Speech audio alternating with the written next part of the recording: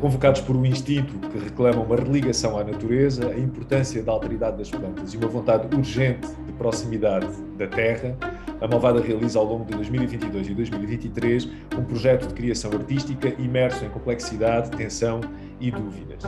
Em Planta, com a criação e direção de Ana Helena e José Miguel Soares, apresenta-se uma escrita epistolar, uma exposição fotográfica e um espetáculo interligados num processo de inteligência distribuída semelhante ao das plantas. As conversas à janela inserem-se num ciclo de reflexão e de construção de pensamento crítico de Planta, com o apoio da DG Artes e em parceria com o Gerador, plataforma independente de jornalismo, cultura e educação. O meu nome é Leonel Alegre, dou-vos as boas-vindas a mais uma conversa à janela e hoje vamos estar à conversa com Fátima Vieira. A Fátima é professora da Faculdade de Letras da Universidade do Porto e é também vice-reitora desta universidade, com o pelouro da Cultura, Museus e Editora. É coordenadora do Polo do Porto do Center for English Translation and Anglo-Portuguese Studies, onde desenvolve investigação sobre traduções de Shakespeare para português, tendo igualmente traduzido várias obras deste autor, e neste centro lidera também a linha de investigação Mapping Dreams. Outros temas que lhe interessam são a sustentabilidade e o bem-estar, áreas que leciona no programa doutoral da Universidade de Ferrara, e dedica-se também ao estudo do pensamento utópico, tendo sido presidente da Utopian Studies Society Europe, trabalho este que foi inclusivamente premiado pela Associação Americana e Canadiana Society for Utopian Studies. E este é justamente o tema da nossa conversa de hoje, o pensamento utópico. Olá, Fátima, bem-vinda. Olá, Leonel, muito obrigada. Fátima, tanto quanto eu sei, a palavra utopia aparece registada pela primeira vez em 1516, num livro com o mesmo nome, de Thomas More, muito conhecido, e ela ganha a partir daí este significado do lugar ou da sociedade ideal. Mas o Thomas More, quando cria a palavra utopia, o significado, a etimologia da palavra é justamente a negação do lugar, o não lugar, ou lugar que não existe. Não é? Então, começando se calhar pelo início, o que é uma utopia e como é que o conceito de utopia reúne estes dois significados? A utopia, como disse, existe enquanto palavra apenas em 1516, o que não significa que não existisse já antes. O pensamento utópico, eu diria, que vamos encontrar, por exemplo, na República de Platão, ou então na Cidade de Deus de Santo Agostinho, mas talvez de modos diferentes. Aquilo que é inovador em Thomas More é o facto de ele nos mostrar a sociedade que imagina, que não é uma sociedade necessariamente perfeita, que isso então posso falar daqui um bocadinho, mas que nos apresenta essa sociedade como concretizada, como realizada. No caso da Cidade de Deus, por exemplo, de Santo Agostinho, só é concretizável depois da morte, é uma utopia, nem sequer uma utopia. Mas na República de Platão há realmente uma discussão sobre aquilo que poderia ser a cidade ideal, mas sempre no plano da hipótese, da possibilidade. E aquilo que Thomas More faz é descrever-nos a sociedade e põe-nos Rafael Clodeu, que é o viajante utópico, para dizer aquilo funciona, eu vi. Agora, realmente, o que acontece foi que a utopia, durante muito tempo, e agora estou a falar da utopia escrita por Thomas More em 1516, durante muito tempo foi, eu diria, lida como um sonho de Thomas More, esquecendo-nos nós que Rafael Clodeu é uma personagem inventada, não é? E, portanto, Thomas More não nos apresenta aquela sociedade que Rafael Clodeu encontra na Ilha da Utopia como a sociedade ideal, mas apenas como contraponto à sociedade em que vivia no século XVI. E, portanto, é um bocadinho como o 8 e 80. A Inglaterra e a Europa do século XVI, com todas as insuficiências que são descritas no livro 1, seriam 8, o 80 seria exatamente o oposto, uma sociedade sem propriedade privada. Agora, hoje é para nós todos muito claro que Thomas More não quis de forma alguma fazer uma proposta de uma sociedade sem propriedade privada, e isso é algo que no século XIX, sobretudo o pensamento socialista, marxista, vai aproveitar e vai dizer o grande precursor do pensamento utópico terá sido Thomas More. Mas esta questão que falou há pouco é muito interessante, porque num primeiro momento Thomas More tinha pensado em dar à sua utopia, portanto à sociedade que ele inventa, e essa ilha, o nome de Nusquama. Isto porque a utopia foi escrita em latim, e portanto nós hoje, quando lemos a utopia em inglês, estamos a ler uma tradução. Isso é um aspecto muito importante que nós temos de ter em conta, e nem todas as traduções são muito fiáveis, eu posso já falar disso. Mas ele, no primeiro momento, tinha pensado, vou escrever no esquama, e no esquama significa ninhures, em latim. Mas depois ele chegou à conclusão que não era bem ninhures que ele queria, porque ninhures significa que não existe em lado nenhum. E ele não era isso que queria, e então inventa a palavra utopia, de raiz, tem uma raiz etimológica grega, junta O-U, que simplifica para U, que significa não, e depois topos, que significa lugar. E, portanto, a utopia é um não lugar. Ora, um não lugar não é exatamente a mesma coisa que ninhures. Um não lugar é algo que está à espera de ser concretizado, de ser realizado. E, portanto, nós hoje, na área de estudo sobre a utopia, o que costumamos dizer é que estes não lugares estão à espera de serem imaginados para depois poderem ser concretizados. O Eduardo Galeano diz muitas vezes o futuro está grávido de utopias, ou então muitas vezes diz há imensas utopias que estão à espera de ser imaginadas para poderem ser concretizadas. E é muito interessante porque quando nós pensarmos assim nestes termos, quando pensamos num não lugar, que só não é lugar enquanto não for imaginado, então esta ideia de utopia também é alterada, não é? Sobretudo a relação entre a utopia e a realidade. Normalmente diz-se os utópicos são irrealistas, eu costumo dizer não são nada irrealistas, são muito realistas, porque olham para a realidade, não gostam daquilo que veem e por isso é que imaginam alternativas. No fundo, a utopia não é uma impossibilidade, não está no campo de impossibilidade, está no campo das possibilidades, justamente. Está no campo das possibilidades, embora não queira ser, na verdade, concretizada. Eu vou explicar já isto. O Ernst Bloch, que é um dos grandes teóricos da utopia, fala muito da ideia do excesso de desejo, que é um excesso de desejo saudável. Porque se eu tiver um desejo e esse desejo for completamente concretizado, significa que eu vou estagnar. Não é? E as utopias, realmente, até ao século XIX, são vistas como metas a atingir.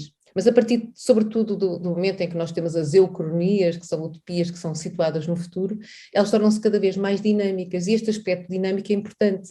É importante que fique alguma coisa por concretizar, porque senão vivemos numa sociedade em que não há qualquer mudança, não é? É essa a diferença entre as utopias estáticas e as utopias dinâmicas. Nós o que queremos são utopias dinâmicas, utopias que deixem muitas coisas por concretizar, e ao deixarem essas muitas coisas por concretizar, deixem também ainda muito espaço para imaginar novas utopias.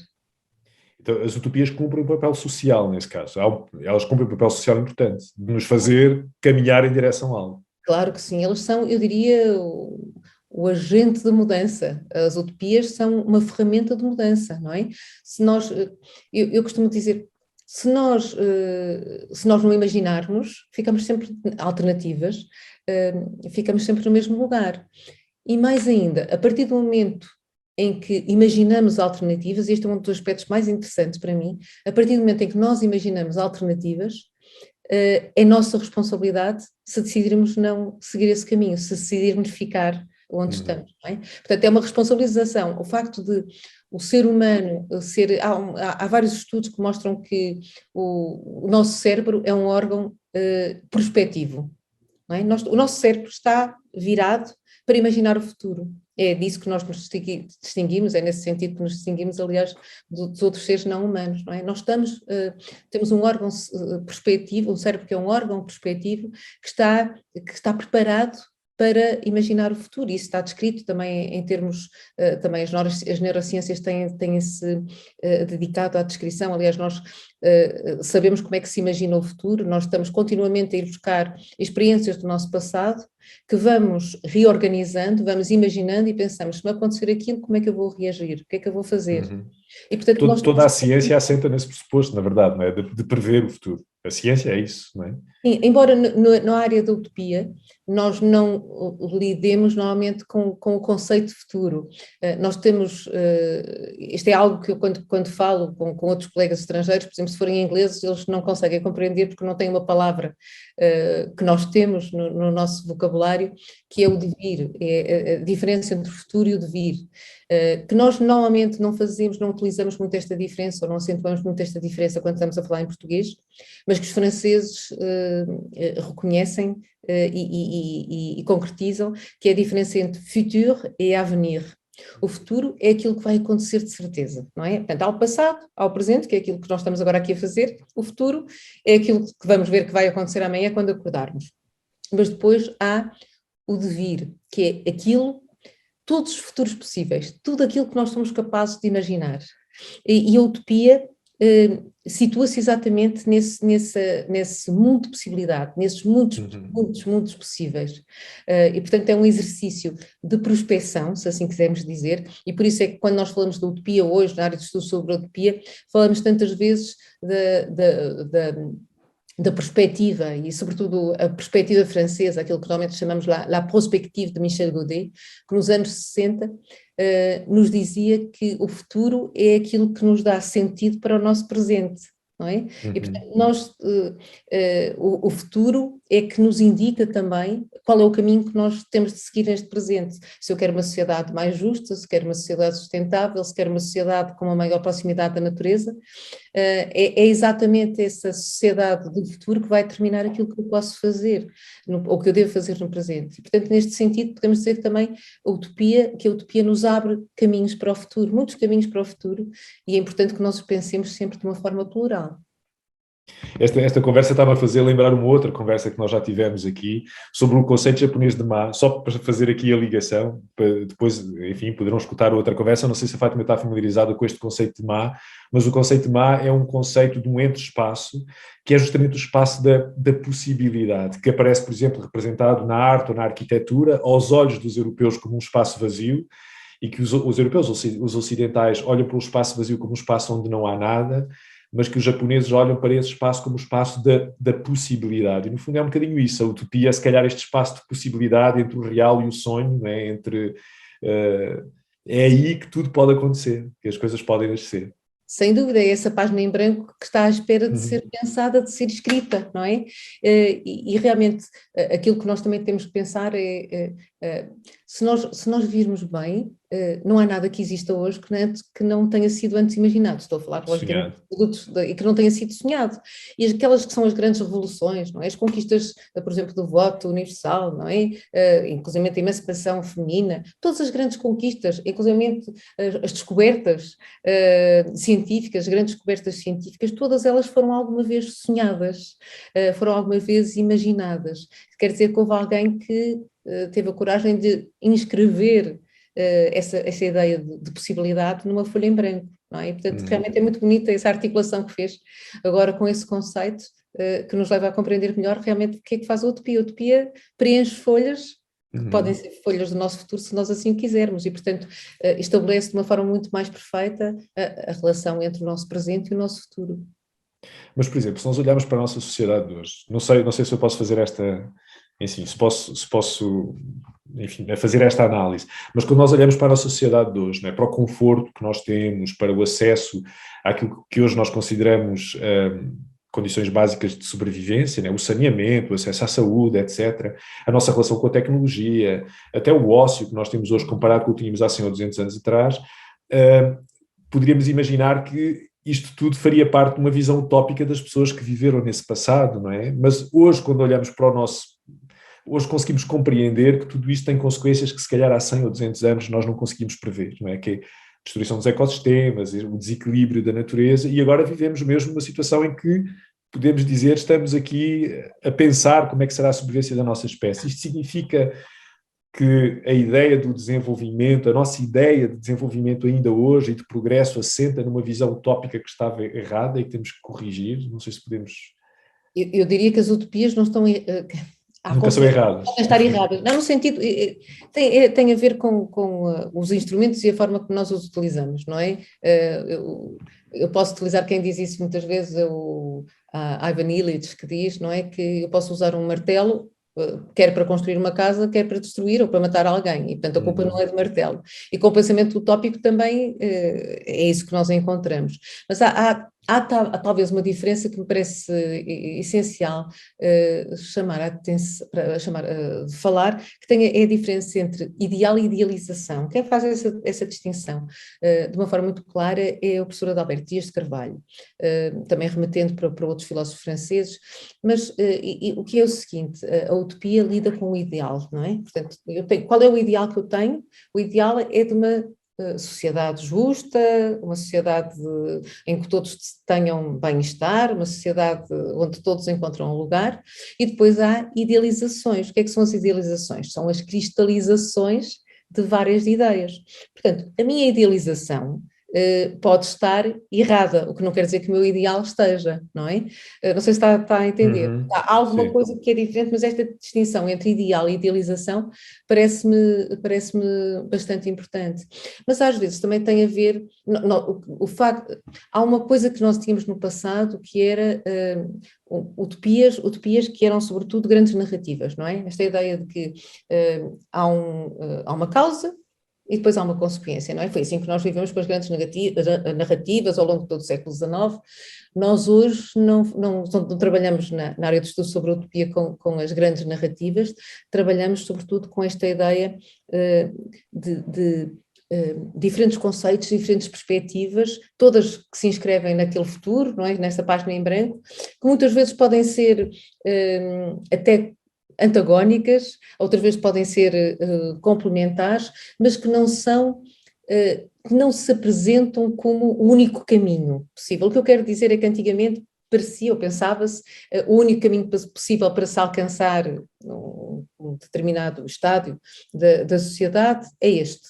E hoje o que nós falamos muito é de muitos caminhos possíveis e sobretudo já não se fala de um grande projeto para a sociedade, mas de pequenos projetos que podem ser experimentados. Nós hoje o que temos muito é a ideia da experimentação radical, associada ao pensamento utópico, portanto, pequenas comunidades que vão experimentando uma estratégia, outras comunidades vão experimentando outra estratégia. O Renato Janine Ribeiro, que é o antigo ministro da Educação do Brasil, do governo de Dilma, costuma falar muito das pequenas utopias. Nós o que temos hoje no país são pequenas utopias, que têm uma grande vantagem, é que se por acaso estiverem erradas não afetam muita gente. Não é? Que era a grande crítica que o Karl Popper fazia ao pensamento utópico. Andamos a enganar tanta gente, dizia ele, a pensar que o único caminho possível era este. Houve tanta gente que ficou enganada e com graves consequências para a sociedade. E se nós pensarmos bem, estas pequenas utopias não têm de forma alguma essas graves consequências, porque são feitas em pequena escala.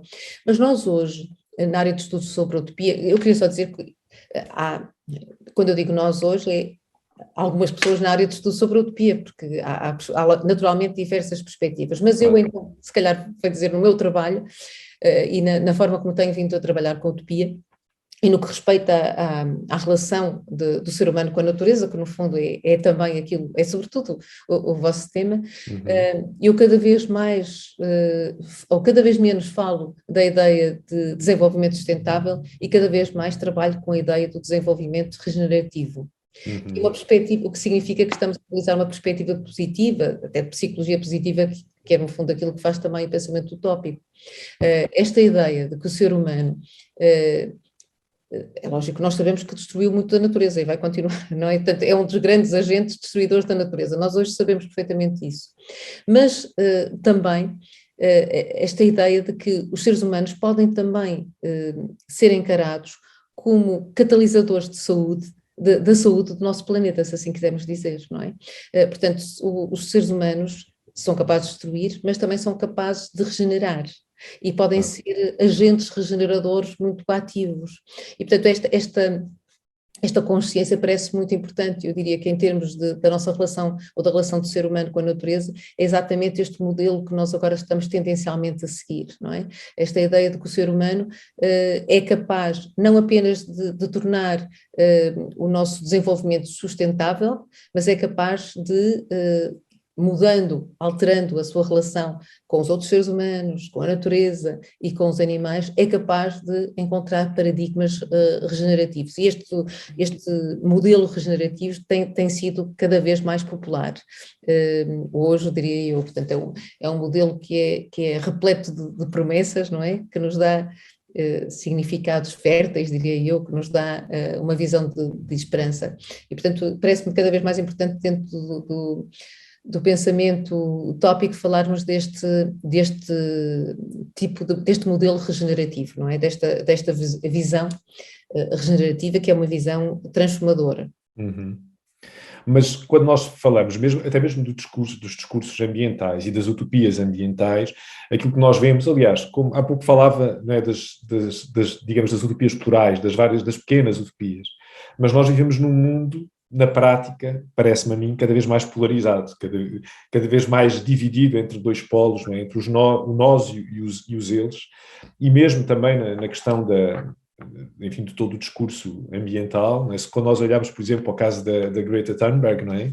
Que para uns é uma visionária utópica, para outros é acusada de um discurso hipócrita, não é? Nesta polarização que nós vivemos hoje, e que é muito alimentada também, creio que se pode dizer, pelo mundo digital, não é? E até mesmo pelas questões dos algoritmos, das bolhas de informação, como é que é possível, nesta polarização extrema em que vivemos hoje, criar essas utopias comuns, não é? Que nos ponham, enquanto sociedade, a caminhar no mesmo sentido, ou se calhar experimentando caminhos diferentes, mas numa mesma direção. Eu aí diria que a cultura e as artes têm um papel fundamental, não é? Porque nós aquilo que estamos a falar é de novas perspectivas, novos pontos de vista, e, portanto, visões criativas do futuro, se assim quisermos dizer, e aí eu diria que é sobretudo através das artes, e agora nas artes num sentido muito plural, que nós conseguimos promover essas ideias. Através da literatura, é isso que as utopias fazem, não é? Quando estamos a falar das utopias literárias, quantas vezes não acabamos de ler um livro e pensamos, realmente faz sentido, será que isto é possível, não é? Aliás, muitas das utopias têm esse objetivo catalisador, não é? De levar o leitor também à mudança. Mas, depois, logicamente, falamos nas artes plásticas que põem tantos aspectos, tantos assuntos em perspectiva e que nos obrigam a pensar, não é? Pela desconstrução e às vezes também pela apresentação de novas possibilidades. Falamos do teatro, por exemplo, das artes performativas que são críticas, não é? E, portanto, tudo aquilo que coloque o pensamento crítico em ação, não é? Que nos convoca ao pensamento crítico e ao mesmo tempo nos apresente novas possibilidades, tudo isto acaba por conduzir à mudança, e por isso é que a mudança é apenas possível com a mudança da cultura, toda a gente diz, não é? Como é que nós vamos mudar o mundo? Bem, se mudarmos a nossa forma de olharmos para o mundo, não é? De nos relacionarmos com ele, então como é que vamos conseguir isso? Como há pouco estava a dizer, há pessoas que pensam de uma forma e depois os outros que pensam de outra forma. Se calhar o que temos que fazer é levar todos a compreender alguma coisa. Numa outra conversa que nós tivemos prévia, falei da importância da compreensão súbita. Para mim, a compreensão súbita é muito importante e é uma arma muito importante.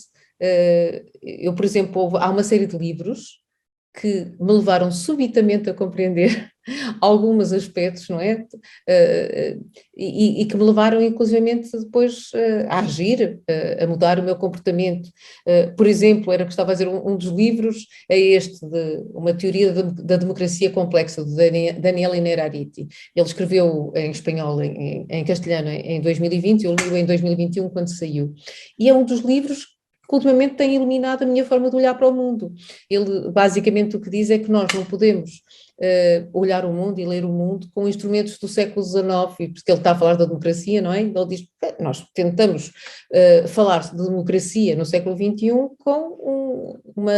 a partir de uma definição, a partir de um modelo que foi definido e que foi descrito no século XIX. As coisas já não são assim. O nosso mundo já não é matemático, já não é lógico, não é? Nós temos de lidar cada vez mais com a incerteza. Ele tem, aliás, uma parte muito interessante exatamente sobre a incerteza, sobre o inesperado que está sempre a acontecer, e, portanto, nós temos que ter modelos que não sejam rígidos e que não sejam lineares, e precisamos é, sobretudo, de aprender a pensar de forma complexa, o que muitas vezes significa sermos capazes de aceitar que alguma coisa é alguma coisa e também pode ser o seu contrário, não é? Esta complexidade. E no que respeita também aos caminhos que a sociedade poderá ter no futuro, significa também percebermos que esse futuro pode ser construído de forma participativa, contando com os contributos de pessoas que agem de formas muito diferentes, não é? Esta complexidade, esta ideia de que nós temos de acolher cada vez mais projetos que parecem na sua natureza diferentes, mas que depois nos levem naturalmente mais ou menos ao mesmo caminho.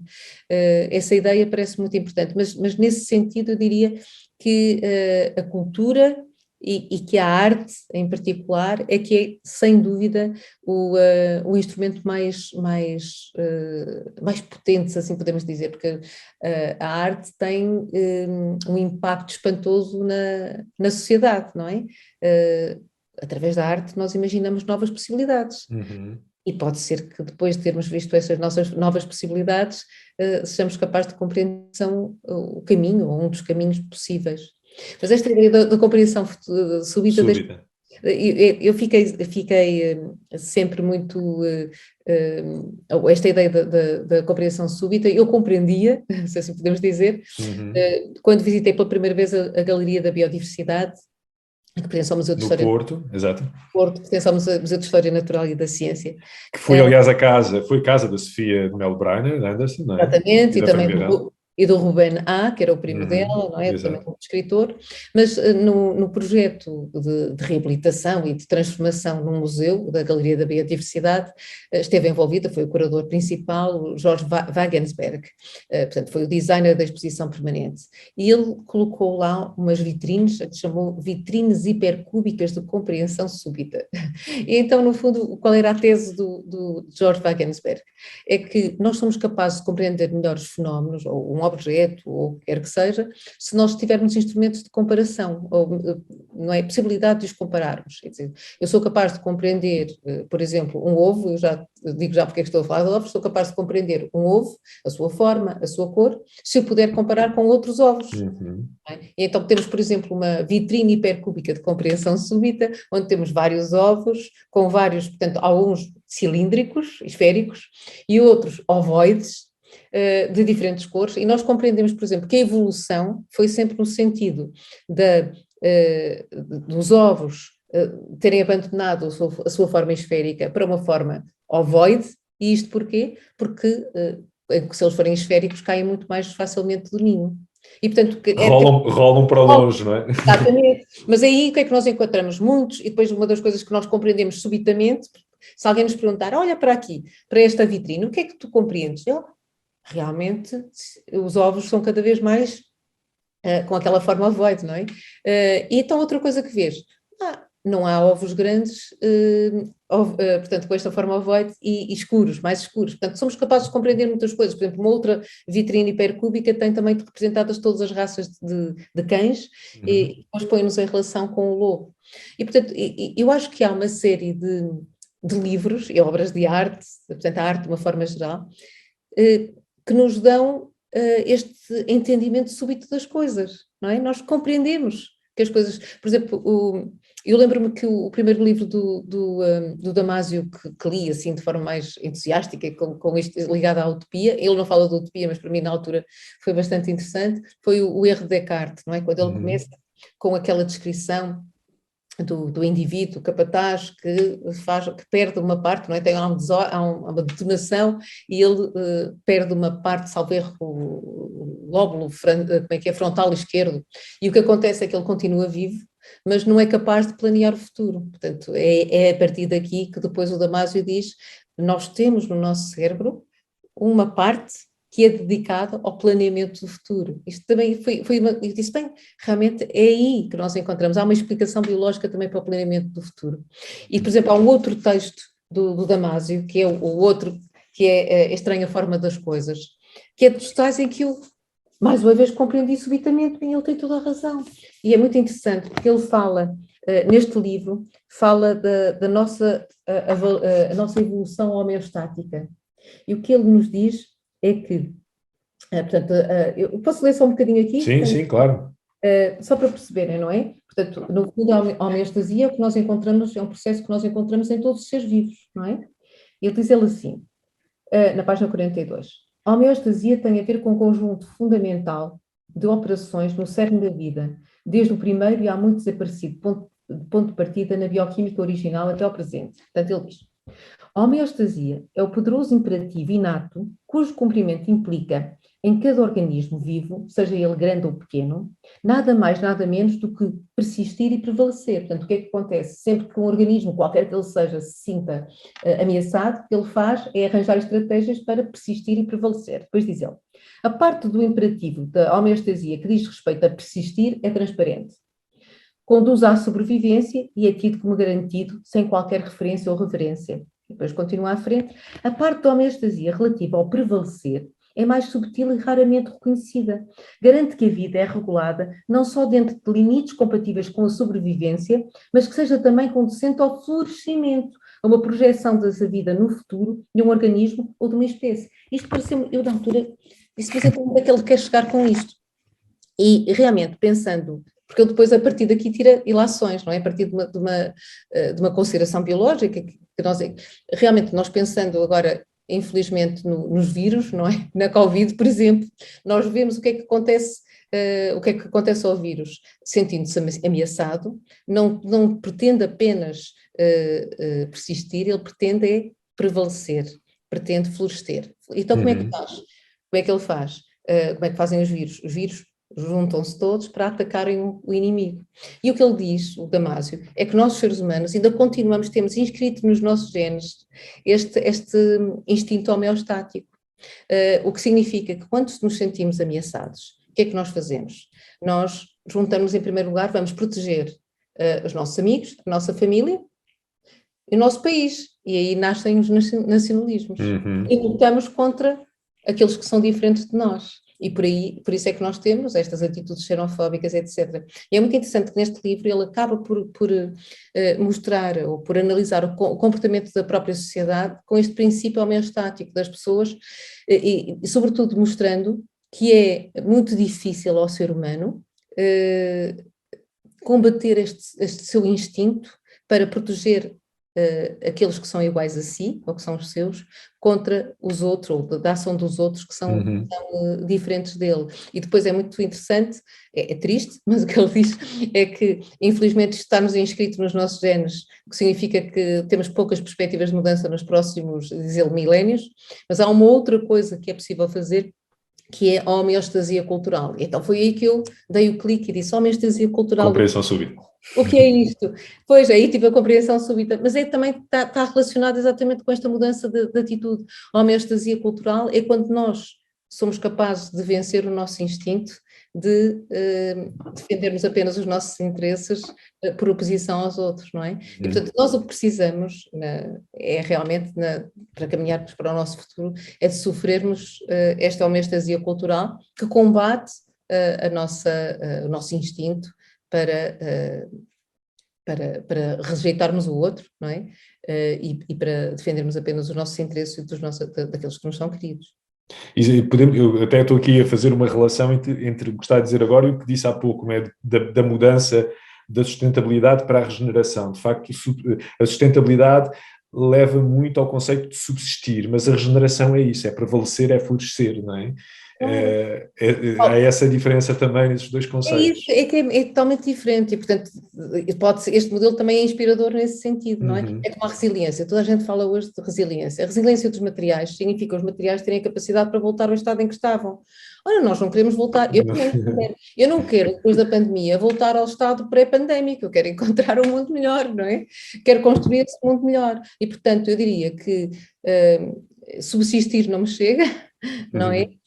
E, portanto, ser resiliente também não me chega, daí a importância desse modelo regenerativo, que tem que ser esse modelo regenerativo que passa por uma ética de cuidado, não é? Esta ética de cuidado em relação ao outro, em relação ao nosso planeta, em relação à natureza. Na nossa última conversa falou muito disso, da ética de cuidado generalizada. Sim. E também da imaginação coletiva, não é? Falou destes dois conceitos que, no fundo, põem-nos uma responsabilidade coletiva, não é? Não só individual, mas uma responsabilidade coletiva na nossa relação, inclusive também com a natureza. Queres explicar um bocadinho melhor esse conceito de ética de cuidado generalizada? Sim, a ética de cuidado começa com os estudos feministas, não é? E sobretudo com esta ideia de que há uma ética tradicionalmente masculina, e se por acaso que é mais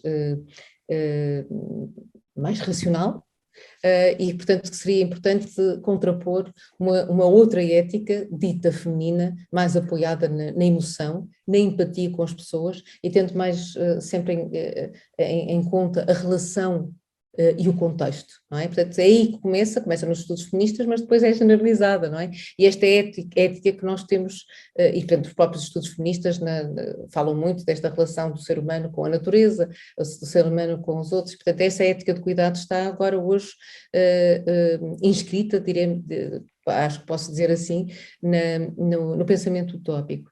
Mas há o outro aspecto que é interessante, que é o da imaginação coletiva, não é? Nós só seríamos capazes de realmente mudar a sociedade se formos muitos a pensar exatamente a mesma coisa, não é? Aliás, uma ou pelo menos pensar mais ou menos da mesma forma, não é? Portanto, o que precisamos de fazer é de promover um processo de imaginação coletiva de possibilidades, de um futuro melhor, não é? Várias possibilidades, não de uma possibilidade só. Aí é que está, isso é sempre possibilidade. Que é o tal tema da democracia democracia complexa, também pega um pouco com isso, não é? Começa com essa ideia da multiplicidade e também porque não há apenas um caminho certo. Nós muitas vezes podemos chegar ao mesmo caminho por caminhos diferentes, seguindo estratégias diferentes. O que interessa é tal diferença entre ideal e idealização. O ideal, desde que o ideal seja o mesmo, o que interessa, depois podemos ter diferentes idealizações. Mas o que me parece também importante é esta ideia da imaginação coletiva. É muito importante que nós, em primeiro lugar, abandonemos esta ideia de que não há alternativas. Aquilo que leva à estagnação é quando dizemos, temos de aceitar porque não há alternativas, não é? Ora, nós, em primeiro lugar, temos que dizer, não, há alternativas, temos é que dar um bocadinho de trabalho, mas temos que pensar nessas alternativas. E, portanto, a partir do momento em que nós consigamos, através de uma mudança cultural, e então, mais uma vez, eu diria, as artes são essenciais para promover esta nova perspectiva, se nós conseguirmos promover na nossa sociedade chamar-lhe uma psicologia orientada para o futuro, não é? Se nós formos capazes de promover uma psicologia orientada para o futuro, e se conseguirmos promover esta tendência para imaginarmos um mundo melhor, a partir do momento em que formos muitos a imaginar, é impossível nós não mudarmos, não é? O mundo vai mudar de certeza se formos muitos a imaginar. E depois, claro que isto está relacionado com a ideia da mudança de paradigma. Nós todos dizemos que precisamos de mudar o paradigma, então como é que se mudam os paradigmas? E eu confesso que durante muito tempo sempre me meteu muita confusão quando nós estávamos a estudar e nos falavam da evolução da história e diziam, na Idade Média acreditava-se que Deus estava no centro do universo. Depois, no Renascimento, passou a ser o ser humano no centro do universo, não é? Depois, no Iluminismo, não apenas se descreveu, já se tinha descoberto no século XVI, XV, XVI, XVII, a razão. No Iluminismo, a razão leva a que o ser humano imagine um caminho de progresso infinito. Ok, como é que isto acontece? Como é que as pessoas começam todas a pensar assim?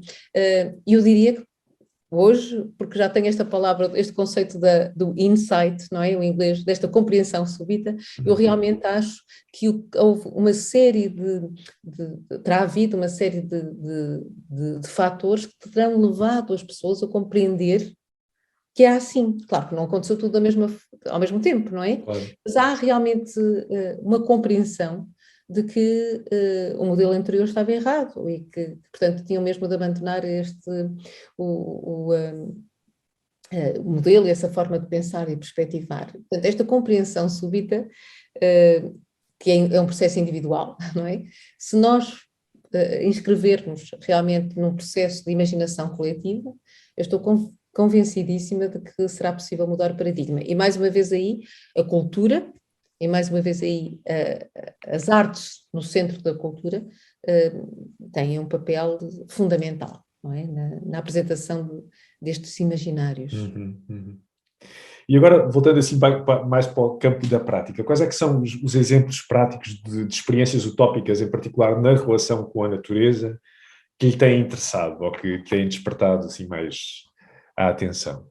Eu recordo quando eu estudava, né, as pessoas já da minha geração, havia um dos exemplos utópicos que se falava muito e depois deixou de se falar. Eu agora, quando estava também a pesquisar, recordei-me, era o caso da Biosfera 2, não é?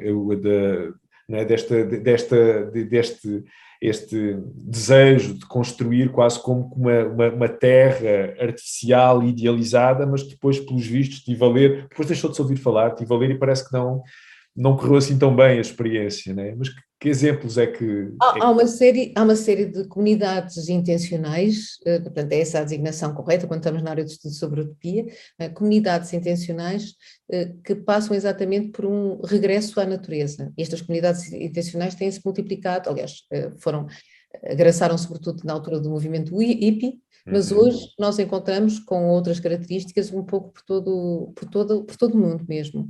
Cá em Portugal temos muitas comunidades intencionais, às vezes numa pequena escala, se procurarem na internet comunidades intencionais, ou então aldeias ecológicas ou comunidades ecológicas, mas muitas vezes comunidades intencionais poderão ver que há muitas. Aqui no Alentejo há muitas, inclusive. No Alentejo há muitas e há sobretudo uma grande comunidade, muitas vezes envolve, eu penso que tem cerca de 150 habitantes permanentemente, mas depois acolhe muita gente de fora, que é a Tamera, que fica junto a Relíquias, conseguiu transformar um terreno onde não era possível cultivar num terreno fértil, completamente autossuficiente.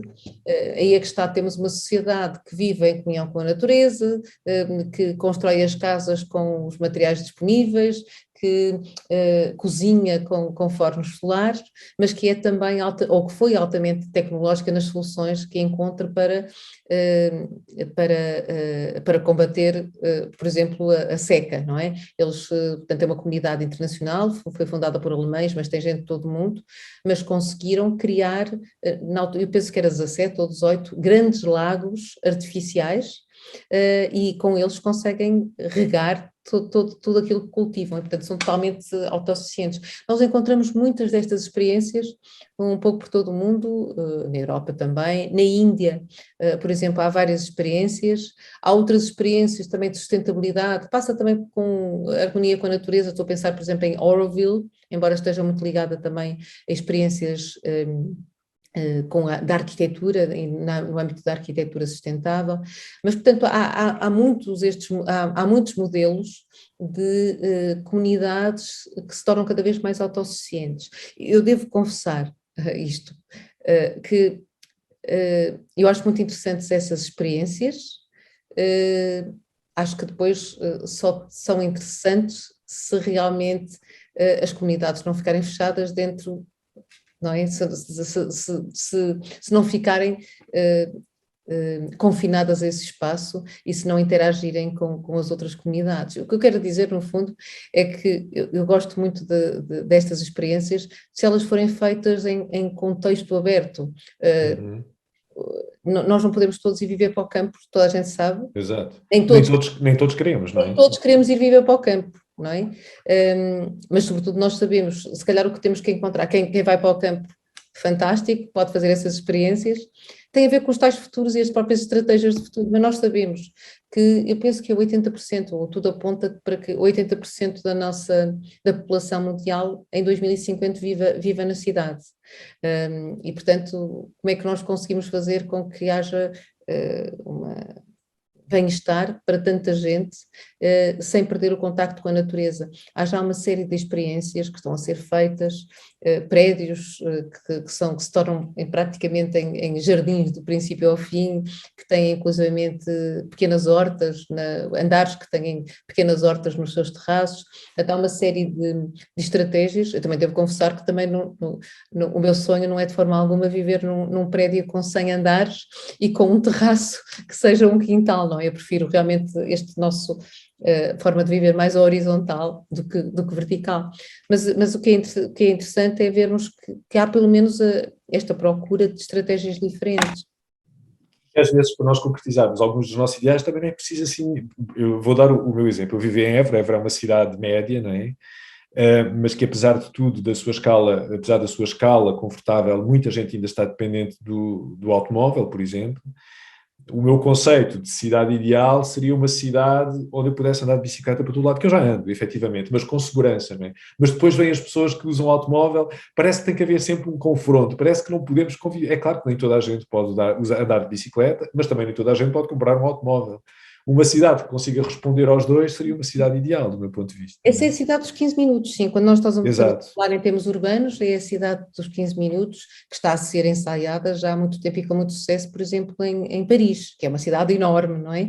Mas este princípio, a Presidente da Câmara está a fazer experiências absolutamente incríveis, exatamente tornando, portanto, o princípio da cidade de 15 minutos é que nós cheguemos a todos os locais, ao local de trabalho, aos nossos locais de lazer, às instituições públicas, às instituições culturais, em 15 minutos em transporte.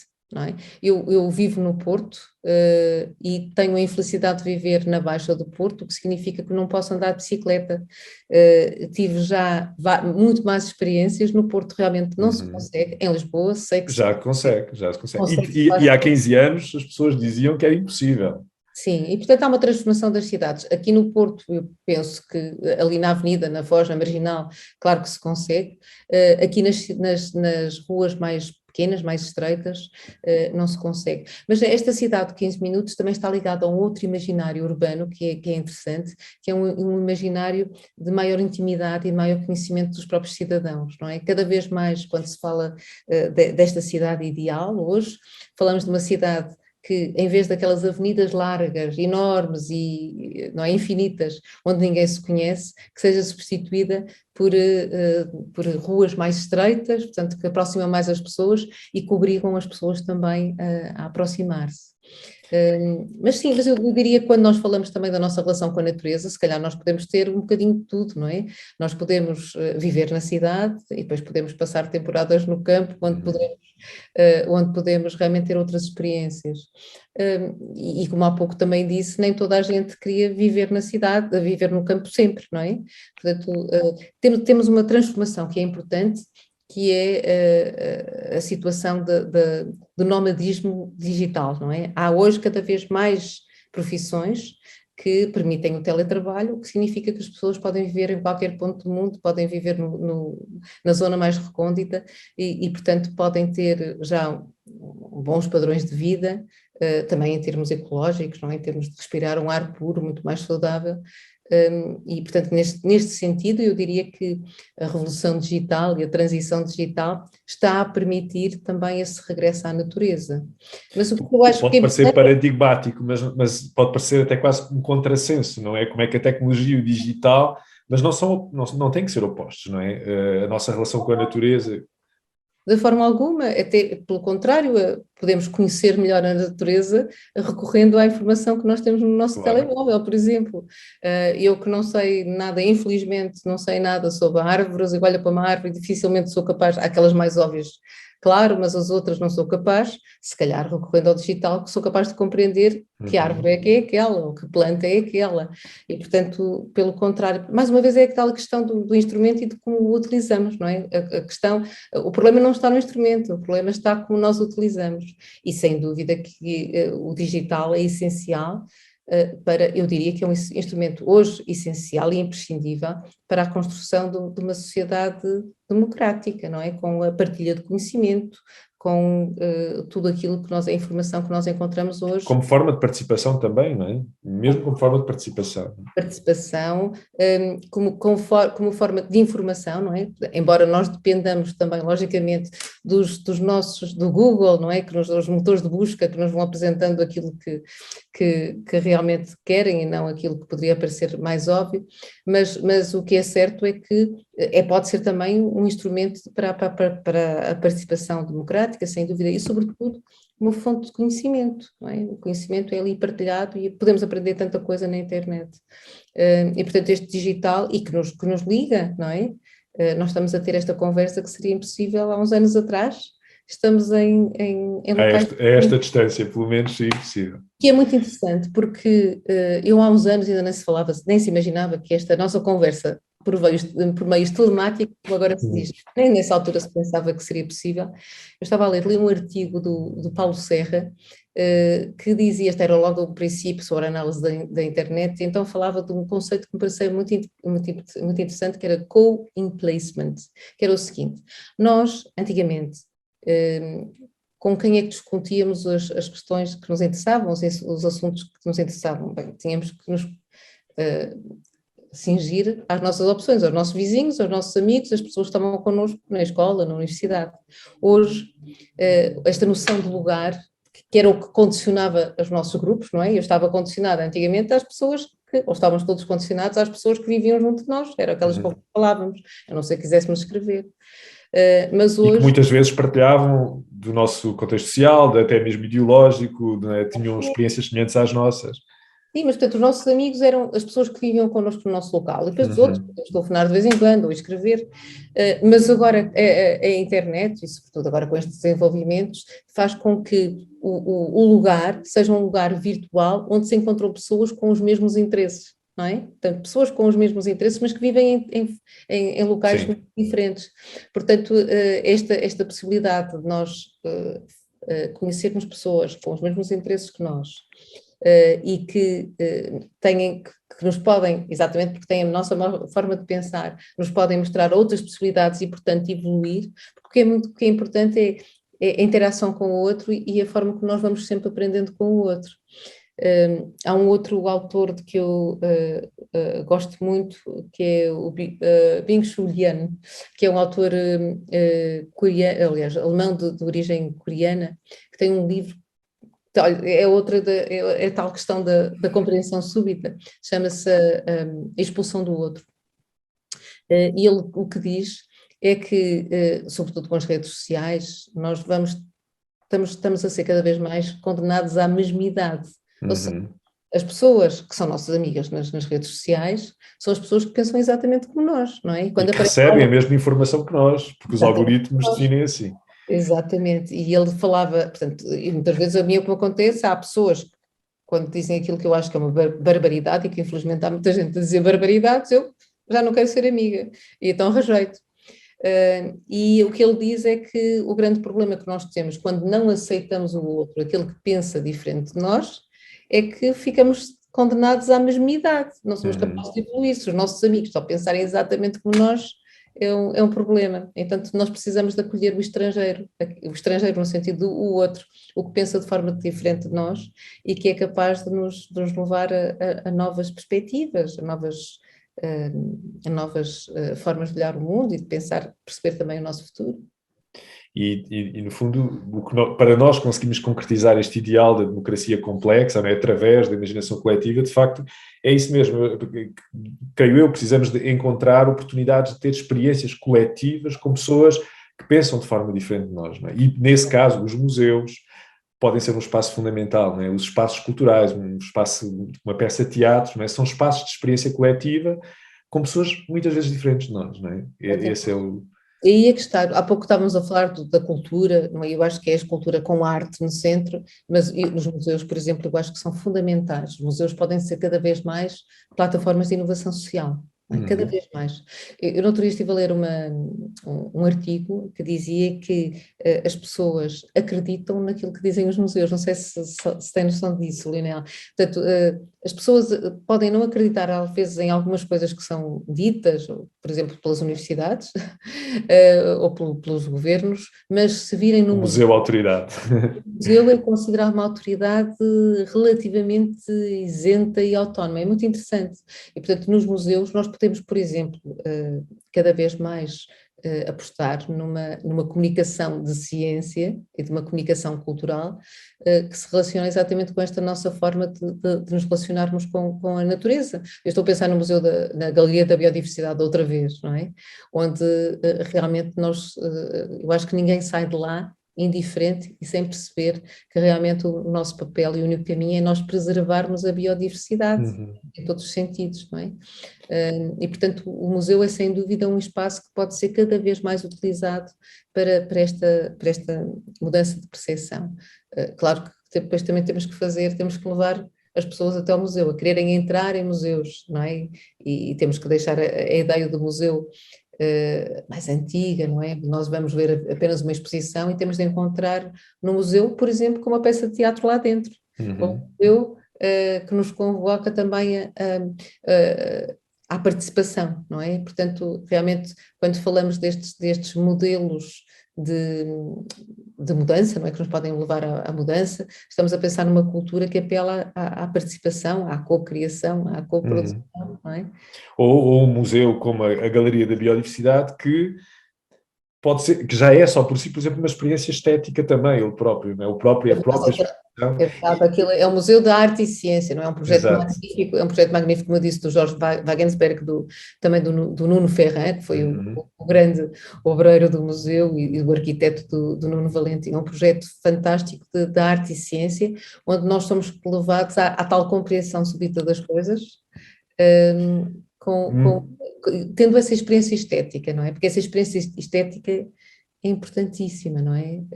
Aliás, nessas 4 vitrines hipercúbicas de compreensão súbita, o Wagensberg, creio eu, não é? Ele pretende mostrar as 4 dimensões da natureza ou da nossa relação com a natureza, e a primeira, essa dos ovos, é a estética, justamente, não é? Nós também nos relacionamos com a natureza pela sua dimensão estética. Sim, há uma também dos comprimidos que tem a ver também com a estética. Ok, é dos comprimidos então.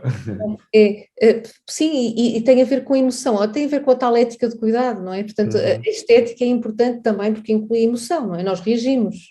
Não é? Nós reagimos, e a questão de estética é importante. A estética, agora que está a falar da estética, é uma outra questão que me tem preocupado muito quando olha, lá está, outra compreensão súbita. Li uma vez um livro do John Clamers que falava da justiça visual, e o que ele dizia é que toda a gente fala da justiça, e uma forma de justiça é sem dúvida a justiça visual, que é o direito que toda a gente devia ter a ver coisas bonitas, a viver em espaços bonitos. Ele diz, nós todos devíamos viver numa casa que fosse bonita, com um jardim que fosse bonito, e portanto, quando se fala de justiça, às vezes falamos de justiça social, e a justiça visual inscreve-se sem dúvida também na justiça social. Mas agora, claro que não somos capazes de gozar, não é, de usufruir de nada, de passar por estas expressões, estas fruições estéticas, se estivermos preocupados, se estivermos com fome, como dizia o Marx, claro. Ou se não tivermos uma casa para viver. Claro que para isso esta fruição só pressupõe que nós tenhamos condições minimamente dignas, não é, de vida e de trabalho. Claro. Fátima, passou 1 hora de conversa falando aqui de utopias. O futuro veio até nós rapidamente. Queria-lhe agradecer muito esta conversa, que foi muito o convite, inspiradora, e que nos fez aqui muitas ligações às outras conversas que temos tido aqui nas Conversas à Janela.